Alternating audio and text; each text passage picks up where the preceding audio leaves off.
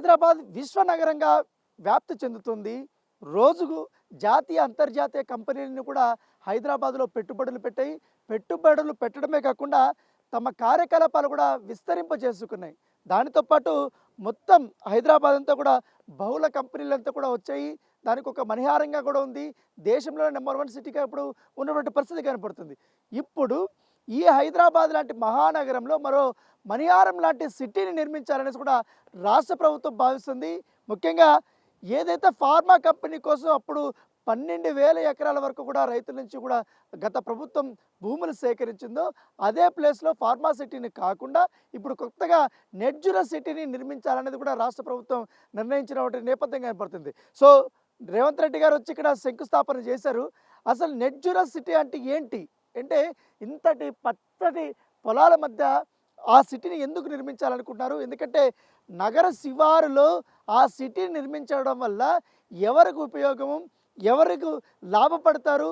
ఎంతమందికి ఉద్యోగాలు రాబోతున్నాయి అనేది కూడా మనం ఇప్పుడు చూడబోతున్నాం. ఎందుకంటే ఇప్పటికే ఇక్కడ మల్టీ జోన్ ప్రాజెక్టులన్నీ కూడా నిర్మించాలనేసి కూడా రాష్ట్ర ప్రభుత్వం భావించిన నేపథ్యంలో ఇంత పచ్చటి పొలాలు ఉన్నాయి కాబట్టి మంచి చల్లగా చెట్లు ఉన్నాయి, అన్నీ ఉన్నాయి. సో ఇక్కడ ఇప్పుడు కర్బన ఉద్గార రహిత సంబంధించినటువంటి సిటీని ఏర్పాటు చేయాలి, కాలుష్య రహిత సిటీని ఏర్పాటు చేయాలని కూడా రాష్ట్ర ప్రభుత్వం భావించినటువంటి నేపథ్యంలో ఇక్కడ ప్రజలు ఏమనుకుంటున్నారు? ఎందుకంటే ఇక్కడ నెట్ జీరో సిటీని ఏర్పాటు చేయడం వల్ల ఇక్కడ అనుకూలమైనటువంటి ప్రదేశమా కాదా అనేది కూడా ఈసారి ఈ గ్రౌండ్ రిపోర్ట్లో మనం తెలుసుకుందాం.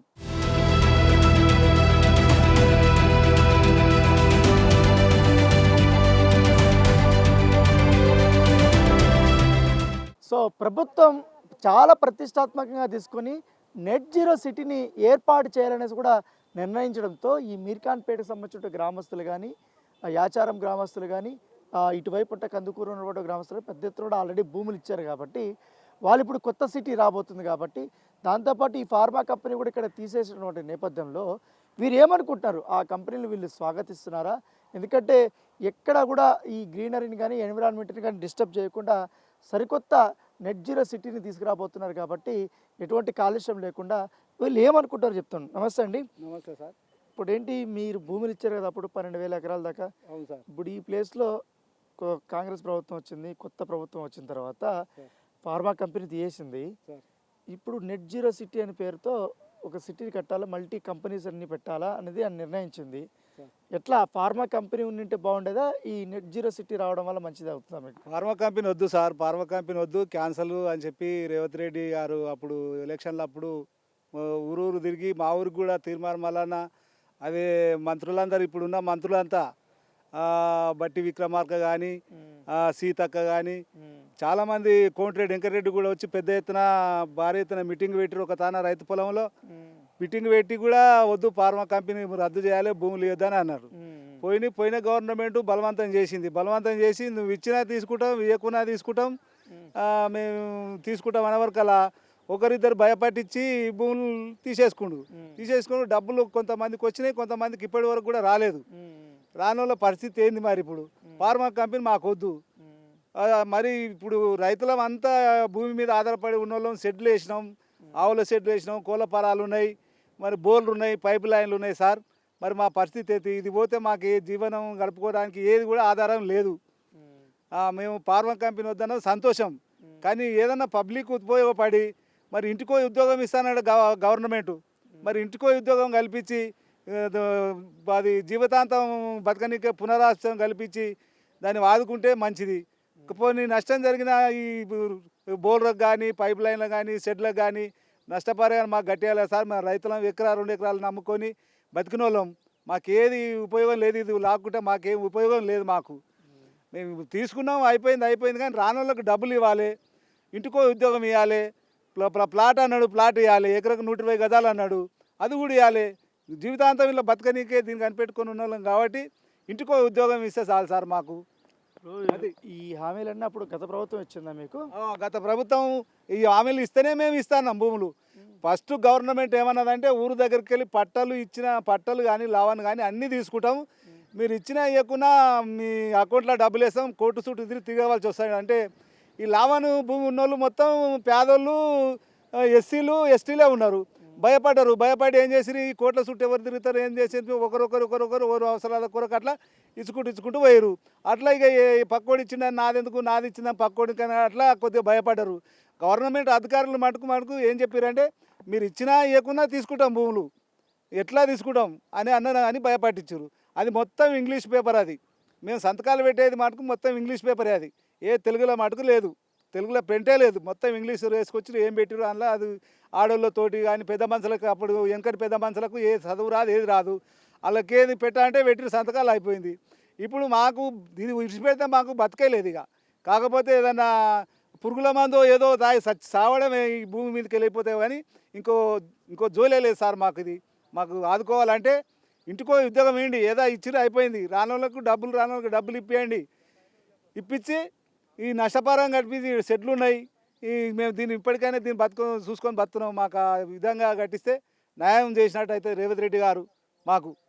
ఇప్పుడు ఈ కొత్త కంపెనీలు రావడం వల్ల నెట్ జీరో సిటీ అంటే మొత్తం చెట్లు పెంచి ఎలాంటి పొల్యూషన్ లేకుండా, ట్రాఫిక్ లేకుండా మంచి కంపెనీలు ఇక్కడ పెట్టబోతున్నారు. దీనివల్ల మీకు గ్రామస్తులకు ఉపయోగం అవుతుంది కదా.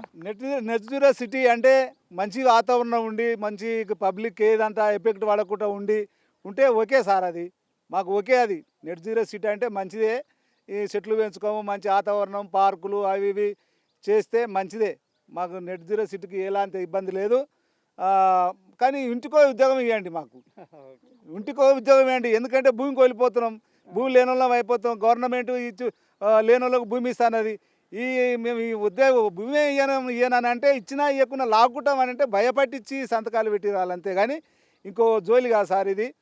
మాకు ఎట్లన్నా న్యాయం చేయాలని చెప్పి ఇప్పుడున్న రేవంత్ రెడ్డి గారు కూడా నమస్కారం చేసి కూడా చెప్తున్నాం. మేము మాకు పేదలను ఆదుకోవాలని చెప్పి కోరుతున్నా సార్ నేను. ఓకే. ఇప్పుడు మీ ఊర్లో గతంలో ఫార్మా కంపెనీ పెట్టాలని భూములు తీసుకున్నారు కదా ఇప్పుడు.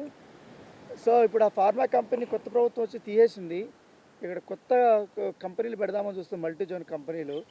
ఇట్లా కాలుష్యం లేకుండా మొత్తం చెట్లు పెట్టి మంచి కంపెనీలు తీసుకొద్దాం అనుకుంటుంది. ఎట్లా చూస్తారు? ఎట్లా చూసేది ఏం లేదన్నా, ఇక మేము ఏమనుకుంటాం, ఇక్కడనే పుట్టి ఇక్కడనే పెరిగినాము. ఈ పచ్చటి భూములను ఇదివరకు పరమ కంపెనీ తీసుకుంటామని మమ్మల్ని భయపట్టించి మేము అందరూ డౌట్ పడి ఓరెంకోరు ఇచ్చేసారు. మేమైతే ఇక్కడనే ఉన్నాం, మంచి కంపెనీలు వేస్తే అందరికి ఉపయోగపడుతుంది అని మేము అనుకున్న కోరిక ఇది. ఇప్పుడు మీ ఊర్లు ఇట్లనే ఉంటాయి కదా, ఉంటాయి. ఇప్పుడు నెట్ జీరో సిటీ అంటే మొత్తం చెట్లు పెంచి పొల్యూషన్ లేకుండా, ట్రాఫిక్ లేకుండా ఇట్లాంటి తీసుకురావాలనుకుంటుంది. ఎట్లా మీ ఊరోళ్ళు కూడా ఉద్యోగాలు వస్తాయి పిల్లలకి, ఎట్లా చూస్తారు? ఉద్యోగాలు వస్తాయంటే ఇంటికో ఉద్యోగం ఇస్తామనే చెప్పినప్పుడు ముఖ్యమంత్రి. ఇప్పుడు ఏ ఉద్యోగం లేదని అంటున్నాడు ఆయన. మరి ఇక ఈ కంపెనీలు వేస్తే మాత్రం మరి ఏ పరిస్థితి ఏ కథ తెలియదు. ఇక ఆయన ఎటువంటి కంపెనీలు వేస్తాడు ఏం కథ మాకు తెలియదు అన్న. ఇక అందు గురించి మేమైతే ఇక్కడనే పుట్టి ఇక్కడనే పెరిగినాం. ఈ రకంగా మమ్మలను అన్యాయం చేయకుండా న్యాయం చేయాలి ఈ కొత్త ప్రభుత్వం అని మా యొక్క కోరిక. అది ఓకే. ఎలాంటి కంపెనీలు తీసుకొచ్చినా ప్రాబ్లం లేదు. ఇక పరమచిటి కంపెనీ మాత్రం వద్దు. అది డెవలప్ చేస్తే చాలు. డెవలప్ చేసి మా పిల్లలకు మాకు ఉపయోగపడేటట్టు చేస్తే మంచిదే.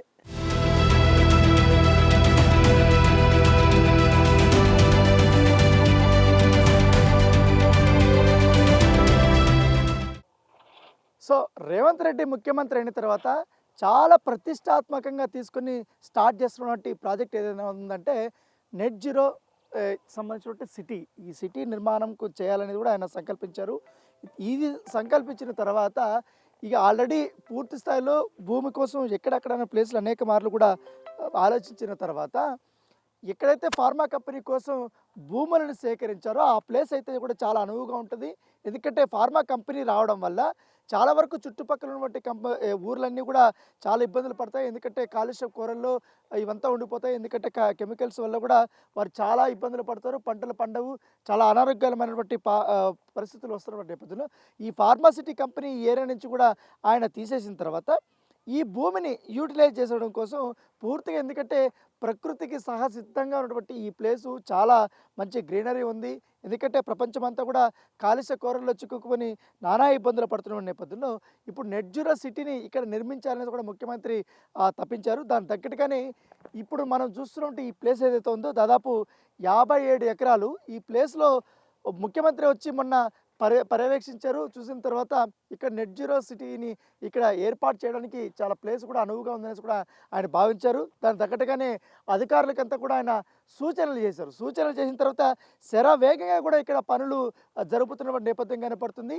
ఇప్పుడు మనం ఉంటున్నటువంటి ఈ ప్లేస్‌లోనే దాదాపు 57 ఎకరాల ఈ విస్తీర్ణంలో ఉన్నటువంటి ఈ ప్లేస్‌లో ఇక్కడ స్కిల్ డెవలప్‌మెంట్‌కి సంబంధించినటువంటి ఒక యూనివర్సిటీని ఏర్పాటు చేయాలనేసి కూడా ముఖ్యమంత్రి మొన్న సూచనలు ఇచ్చారు. దానికి తగ్గట్టుగా ఏర్పాట్లు చేస్తున్నారు. ఎందుకంటే చదువులు చేయడం కానీ, మొక్కలు కొట్టడం కానీ ఇవన్నీ చేయడం తర్వాత మొత్తం బిల్డింగ్ పనులు స్టార్ట్ చేసిన తర్వాత మొత్తం ఈ ప్లేస్ అంతా ఇప్పుడు ఎట్లా ఉందో గ్రీనరీతో ఉండిపోయిందో దానికంటే 10 ఎక్కువగా ఇక్కడ మంచి చెట్లు ఏర్పాటు చేయడం కానీ మొత్తం కూడా ఇక్కడ కాలుష్య రహితమైనటువంటి ప్లేస్గా కూడా తయారు చేయడము, ఇక్కడి నుంచినే కూడా ఎటువంటి మొత్తం కూడా సోలార్ పవర్ని ఇక్కడ యూజ్ చేయబోతున్నారు. కంపెనీలు రాబోతున్నాయి, కాలేజీలు, యూనివర్సిటీలు, స్కూల్స్, ఎవ్రీథింగ్ అంతా కూడా ఇలాంటి ప్లేస్లోనే ఆయన ఏర్పాటు చేయబోతున్నారు. ఎందుకంటే ఆల్రెడీ 12,000 ఎకరాల దాకా కూడా భూమి ఉంది కాబట్టి దాన్ని యూటిలైజేషన్ చేసుకోవడంతో పాటు స్థానికంగా ఉన్నటువంటి పల్లెల్లో ఎవరైతున్నారో యువత చదువుకున్నటువంటి వారికి అందరికీ కూడా ఉద్యోగాలు కూడా కల్పించే కల్పనలో భాగంగానే ఈ యొక్క ప్రాజెక్ట్ని ఇక్కడ తీసుకురావడం జరిగింది. ఎందుకంటే అప్పటికే హైదరాబాద్ పూర్తి స్థాయిలో విశ్వనగరంగా కూడా వ్యాప్తి చెందిపోయింది.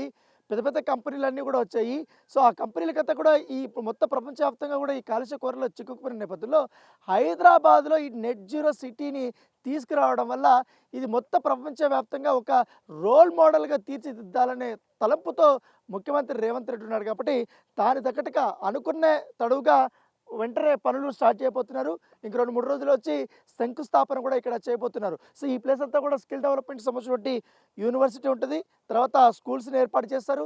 తర్వాత కంపెనీలు కొన్ని ప్లేసెస్లో ఏర్పాటు చేసిన తర్వాత పూర్తిగా కార్బన్ ఉద్గారకు సంబంధించినటువంటి ఎటువంటి ఇవ్వు లేకుండా అలాంటి కంపెనీలను ఇక్కడ ఏర్పాటు చేయబోతున్నారు. ఎటువంటి కాలుష్యం ఉండదు, ట్రాఫిక్ ఉండదు, చాలా ప్రకృతి సహజ సిద్ధంగా కూడా ఈ ప్లేస్లో ఉండబోతుంది. ఇక్కడ మంచి కంపెనీలు ఏర్పాటు చేయడం వల్ల ఇక్కడ ఉద్యోగ కల్పనలు కూడా ఏర్పాటు చేయబోతున్నట్టుగా ముఖ్యమంత్రి కూడా చెప్తున్న నేపథ్యం కనపడుతుంది. సో ఇది ఏదంటే మీర్ఖాన్పేటకు సంబంధించినటువంటి ప్లేసెస్ ఇది కందుకూరు మండలం కిందక వస్తుందని చెప్తున్నారు. సో మహేశ్వరం కాన్స్టిట్యున్సీ కిందకు వస్తుంది. దాంతోపాటు అటువైపు ఇబ్రహీంపట్నంకి సంబంధించిన కాన్స్టిట్యున్సీలో చాలా వరకు కూడా భూములు ఉన్నాయి కాబట్టి యాచారం కానీ ఇతర ప్రాంతాలు కూడా ఉన్నాయి. సో అక్కడ కూడా కొన్ని కంపెనీలు ఏర్పాటు చేయాలనేది కూడా ఆయన భావిస్తున్నారు. సో మొత్తానికి ఒక్కొక్క ప్లేస్ దగ్గరికి వెళ్ళి ఎక్కడెక్కడ ఏ కంపెనీలు పెట్టడం వల్ల ఏ యొక్క పరిశ్రమలు తీసుకురావడం వల్ల అక్కడ అభివృద్ధి ఎంతవరకు చెందుతుంది అనేది కూడా ఆయన ఆలోచిస్తున్నారు. అక్కడ స్థానికులకి ఉద్యోగ కల్పన ఏ విధంగా ఇవ్వాలనేది కూడా చూస్తున్నారు. దానితో పాటు మరొక కీలకమైనటువంటి అంశం ఏంటంటే ఈ ఫార్మా కంపెనీ కోసం అప్పుడు 12,000 ఎకరాలు మొత్తం 19,000 ఎకరాలని వారు అనుకున్నారు. 12,000 ఎకరాలు కూడా ఇప్పుడు సేకరించారు. దాంట్లో చాలామంది కూడా అర్హులకి డబ్బులు రాలేదు. చాలా వరకు కూడా భూములు లాక్కున్నారు. వాళ్ళు చాలా ఇబ్బందులు పడుతున్నారు. కొంతమంది కోర్టు కేసుల్లో ఉన్నారు. కొంతమంది వారికి ఇవ్వాల్సిన ఆ డబ్బుల కోసం ఆఫీసుల చుట్టూ తిరుగుతున్నారు. సో ఆ సమస్యనంతా కూడా పూర్తిగా పరిష్కరించిన తర్వాతే ఈ యొక్క కార్యక్రమాలను ఏర్పాటు చేస్తామని చెప్తున్నారు. ఇప్పటికే రైతులతో కూడా ప్రభుత్వం కూడా వాళ్ళతో చర్చలు కూడా జరుపుతున్నటువంటి నేపథ్యం కనపడుతుంది. ఎవరైతే గత ప్రభుత్వం వల్ల తీవ్రంగా నష్టపోయి రోడ్డు పాలయ్యారో వాళ్ళని ఆదుకునేందుకు ప్రభుత్వం కొత్తగా పాలసీలు కూడా తీసుకురాబోతున్నట్టుగా మనకు సమాచారం అందుతుంది. సో మనం చూస్తున్నాం ఆల్రెడీ అందరూ పని వాళ్ళు కానీ వీళ్ళందరూ కూడా వచ్చారు, చెట్లు నరుకుతున్నారు, ఇక్కడ జెండాలు పాదుతున్నారు. పనులన్నీ చాలా శరవేగంగా కూడా జరుగుతున్నటువంటి నేపథ్యంగా పడుతుంది. ఇక్కడ రూట్స్ అన్నీ కూడా వేస్తున్నారు. దానితో పాటు ఇక్కడి నుంచి ఒక 1 కిలోమీటర్ పరిధిలోనే అక్కడ ఒక స్కూల్కి సంబంధించిన శంకుస్థాపన చేయబోతారు. ఇక్కడ యూనివర్సిటీకి సంబంధించినటువంటి శంకుస్థాపన చేసిన తర్వాత భారీ బహిరంగ సభని ముఖ్యమంత్రి అక్కడ ఏర్పాటు చేసి నెట్ జీరో సిటీ వల్ల కలిగే లాభాలేంటి, ఎందుకు ఇక్కడ ఏర్పాటు చేయాలనుకున్న దానిపై కూడా అన్నీ పూర్తి స్థాయిలో ప్రజలకు ఆయన వివరించబోతున్నారు. ఎందుకంటే ఇప్పటికే హైదరాబాద్లో మనం చూసాం చాలా వరకు కూడా ఈ మూసీ నదిని పూర్తి స్థాయిలో ప్రక్షాళన చేయాలి, దాన్ని ఒక టూరిజం స్పాట్గా చేయాలి, ఏదంటే ఏథెన్స్ నగరంలో ఉన్నటువంటి ఆ ప్లేస్ లాగా కూడా ఒక నదిలాగా కూడా తయారు చేయాలనే ఉద్దేశంతో కూడా ఆయన సంకల్పించారు. కాబట్టి దాని తగ్గట్టుగా ఒక్కొక్క కార్యక్రమాన్ని ఆయన చేసుకోబోతున్నారు. తన ముద్ర అనేది చాలా స్పష్టంగా కనపడాలి, ముఖ్యంగా హైదరాబాద్ అభివృద్ధిలో తన చెయ్యి అనేది ఉండాలనే ఉద్దేశంతో కూడా ఆయన భావిస్తున్నారు. కాబట్టి దాని తగ్గట్టుగా ఇప్పుడు నెట్ జీరో సిటీని ఇక్కడ తీసుకురాబోతున్నటువంటి నేపథ్యం కనపడుతుంది.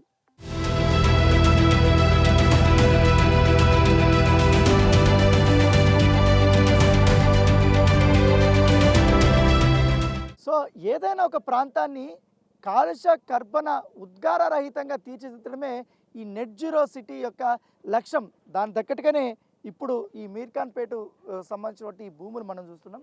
ఇవి చాలా కూడా అనువుగా ఉంటాయి.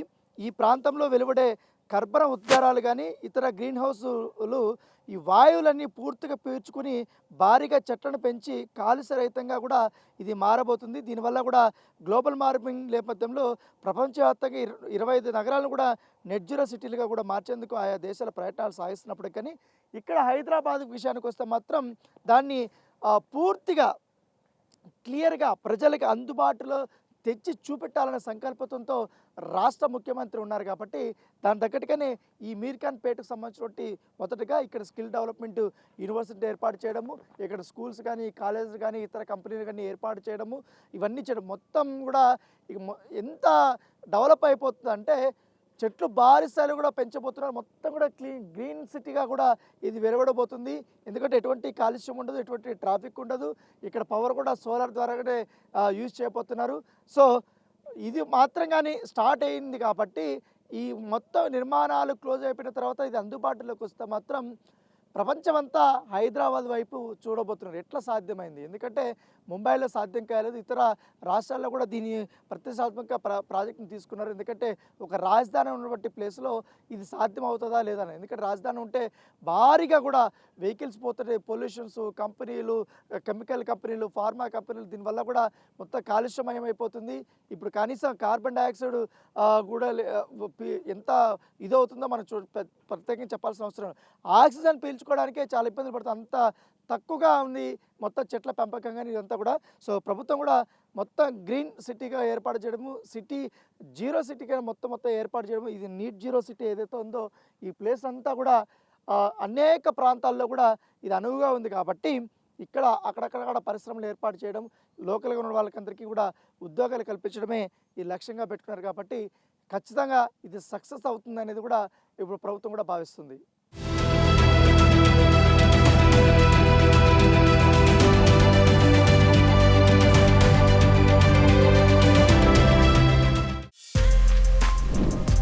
For more videos like this, subscribe Big TV channel.